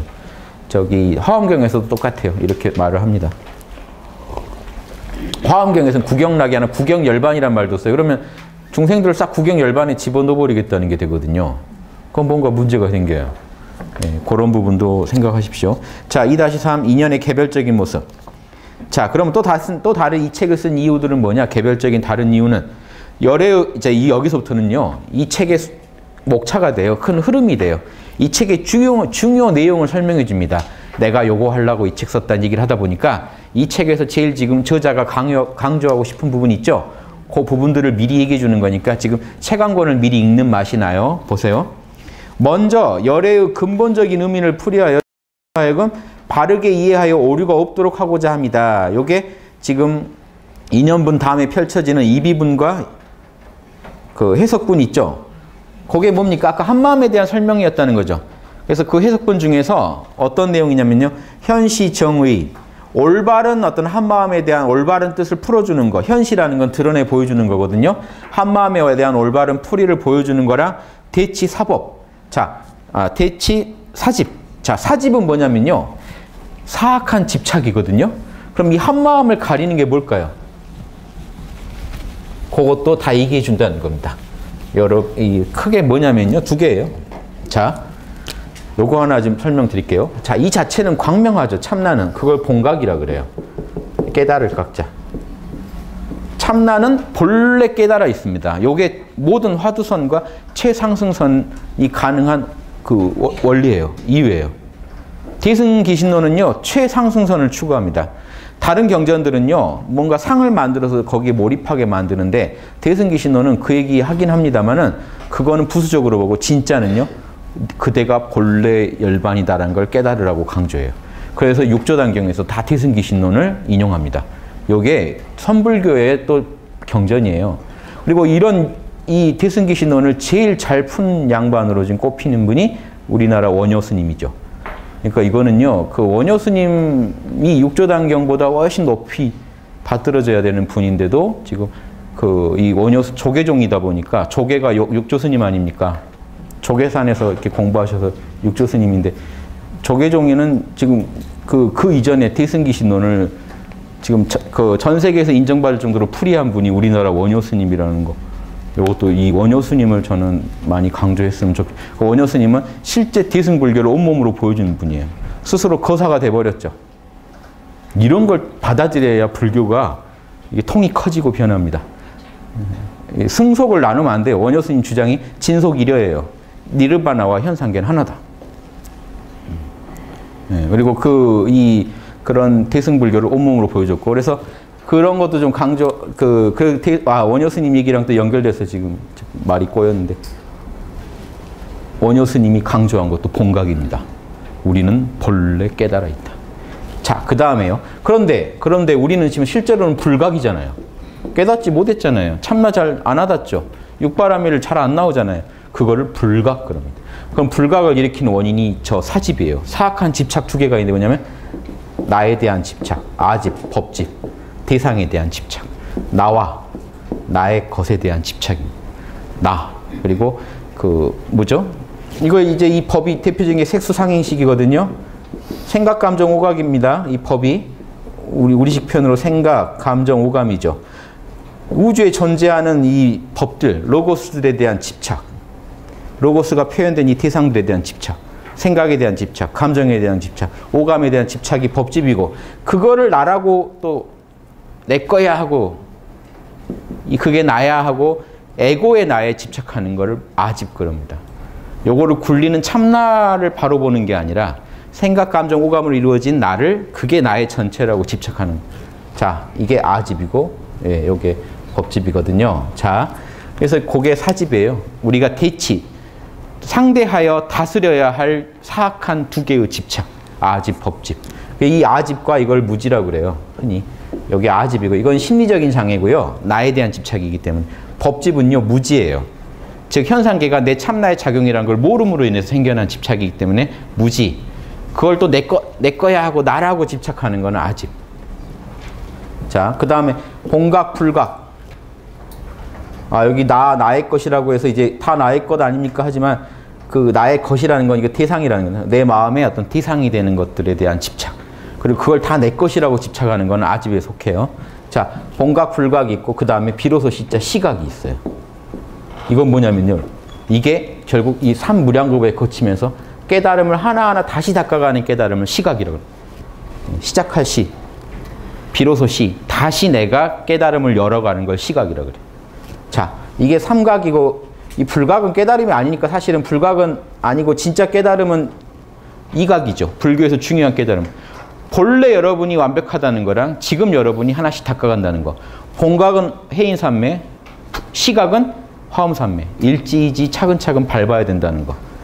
요게 이각이거든요. 금강산매경이 이각에 대해서 노래해요. 철저히 이각만 노래해요. 그러니까 원효 스님이요. 금강산매경 강의가 신라 왕실에서 들어왔을 때 소를 타고 가면서 그 주석을 쓰시거든요. 론을 쓰거든요. 경이 원래 있으니까 원효 스님이 쓴 건 논문이 되죠. 원래 소인데 또 논문이라고도 부르는데 그 논을 쓰는데 반드시 소를 타고 가면서 난 쓰겠다. 소뿔 위에다 걸치고 종이를 걸치고 쓰겠다 이렇게 하는 이유가요. 이각 때문에 그래요. 이각. 금강산매경이 이각 사상이니까 소가 뿔 두 개죠. 극악이랑 이각이랑은 발음만 같지 각은 아닌데 뿔 두 개에다가 종이를 걸치고 쓰겠다 하는 게 소가 그걸 상징하는 이각. 우리한테는 이각이 있다. 본각과 시각. 본래 완벽한 참나랑 내가 닦아서 다시 개발한 참나. 요게 비로자나불이면 요건 뭘까요? 노사나불이에요. 자, 여기는 법신의 세계 비로자나불이에요. 여기는 보신의 세계 노사나불이에요. 내가 닦은 만큼 내 거예요. 그럼 여러분 그 원효 스님이 생각한 최고의 수행이 뭘까요? 본각과 시각을 일치시키는 거죠. 그러면 12지 부처가 돼요. 본래 깨달은 게 에고의 세계에 완벽히 표현되면 시각은 에고의 세계에 표현된 깨달음이에요. 본각은 깨달음 그 참나 그 자체예요. 시각은 에고의 세계에 표현된 참나예요. 그러니까 여러분 그 에고의 수준에 따라 드러나는 참나 수준이 다르죠. 그러니까 비로자나불은 같지만 노사나불은 사람마다 달라요. 그래서 보신이라고 합니다. 업보에 따라 다르니까. 근데 똑같이 참나는 건 확실히 둘 다 참나예요. 이해되세요? 태양은요. 태양 그 자체로는 비로자나불인데 지구에 보이는 태양은 노사나불이에요. 그래서 구름 끼면 안 보이기도 하고 태양빛이 변해요. 본체가 변하는 게 아니라 우리에게 있어서 태양빛은 달라진다. 밤에는 안 보여요. 태양이. 태양 사라졌나요? 있는데 안 보여요. 예, 이런 게 보신의 세계예요. 참나도 우리한테 와서는 안 보일 때도 있고 보일 때 약할 때도 있고 이래요. 근데 그거는 참나의 탓이 아니라 여러분 에고 탓입니다. 자, 이렇게 해서 자, 대치 40까지 해서 이 근본 의미를 풀이해서 중생들이 오유없게 개념을 잘 잡고 공부하게 하려고 이랬다. 세 번째는요. 요거 8개만 하고 끝낼게요. 세 번째는 선한 바탕이 선근이라고 하죠. 영적 지능이에요. 타고난 영성 지능들. 영성 지능이 성숙한 중생. 영성 지능이 성숙하면요. 이런 얘기 하면 바로 터지거든요. 아, 이게 참나구나. 아, 육바라밀 이런 거구나. 이렇게 빨리빨리 이런 걸 알아가는, 이런 주제를 알아가는 사람으로 하여금 대승법을 감당하게 하여 그 믿음이 물러나지 않게 하고자 합니다. 믿음이 흔들리지 않게 하려고 이 책을 썼다. 그게 해석본 중에서 분별, 발취, 도상. 도에 발심하는 걸 분별해 놓은, 그 상을 분별해 놓은 장이 있거든요. 그거는요, 발심, 3종 발심. 중생이 발심을 크게 하는 게 3번인데, 그게 이제 그걸 묘사해 놓습니다. 예. 그게 별게 아니고, 여기 삼무량겁을 거치면서, 여기서 참나를 제대로 알았을 때 한 발심하고, 또 보세요. 여기서 발심하고, 일지될 때 일지까지 오면서 발심하고, 일지된 뒤에 참나를 이제 알고 살면서 발심하고, 이게 3번이에요. 처음에 수행해가지고, 참나를 진짜 만나서 확인했을 때 제대로 된 발심이 일어나고 참나를 안 뒤에 육바라밀을 열심히 닦는 발심이 있고 그 다음에 육바라밀을 닦고 하다 보니 진여가 확연해지면서 일지보살에 들어가면서 그 뒤로는 진여만 따라가요. 그런 발심이 있고 3종 발심을 설명합니다. 자, 그래서 3종 발심에 뭐 있습니까? 밑에 써놨죠. 신성치 발심. 믿음이 성취되는 발심. 자, 신성치 이러면 딱 급수가 나와야 돼요, 여러분. 신성치면 무조건 일주보살입니다. 믿음이 성취됐다는 건 뭐예요? 자, 보세요. 4가지 믿음과 아까 사신오행이 있었죠.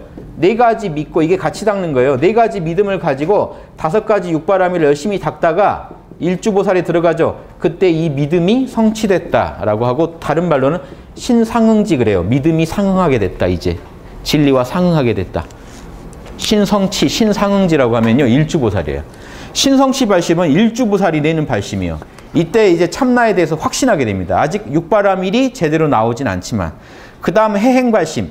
이제 참나가 육바라밀의 모습을 육바라밀의 어떤 가르침을 나한테 보여주고 가르쳐주고 하는 걸 열심히 따라가면서 닦아가는 육바라밀을 닦는 과정이 해행발심. 아까가 확신하는 가르침이었다면 이번에는 순종하는 가르침 육바라밀. 그러다가 증득을 하게 됩니다. 진리를 그대로 깨치게 되는데 그게 증발심. 증발심은요. 참나는 육바라밀 덩어리라는 걸 확인하게 돼요. 이때가 일지보살이에요. 증발심은 일지 이후 모두 다 증발심입니다. 2지건 3지건. 이제 참나에 대해서는 더 이상 의심 안 하거든요. 참나를 내가 소화하는 능력이 이제 차이가 날 뿐이지 참나에 대해서는 제대로 알았다요. 그러면 보세요. 지금 전 세계 일주보살 정도 한 사람들이 성자 소리 듣는데 이 사람들이 지금 참나를 증득했다는 겁니까? 이 이론대로라면? 아니에요. 이제 확신이나 하는 단계라는 겁니다. 이거 하고 무량하게 육바라밀을 닦은 뒤에 양심 노트를 쓰면서 닦은 뒤에야 참나가 양심이구나 하는 말이 나와요. 저 간단한 예를 들어드릴게요. 지금 그런 공부자가 별로 없다는 증거가 제가 지금 참나가 양심이라고 얘기한 분이 드물더라고요. 제가 참나는 양심이다 했더니 요거 가지고 공격하는 사람들이 그렇게 많아요. 참나가 양심이라니 저 사람 가짜다. 참나는 양심을 초월한 건데 어떻게 양심이 되느냐. 막 사시겠다는 얘기죠. 제가 그런 분들한테 이런 얘기 들을 그게 아닌데 지금 그래요. 저는 원망하지 않습니다. 여러분이요 밤에 산에 들어가 보세요. 대나무 숲에 모기가 와서 물죠. 모기가 이상한 겁니까? 여러분 이상. 거기 들어간 여러분 이상한 거죠. 모기 문다고 원망하기 힘들죠. 모기 밭인데 거기는. 보살은요 그런 거 신경 쓰지 마세요. 짜증은 5분 정도만 내시고 막 욕도 한 5분만 신나게 하세요.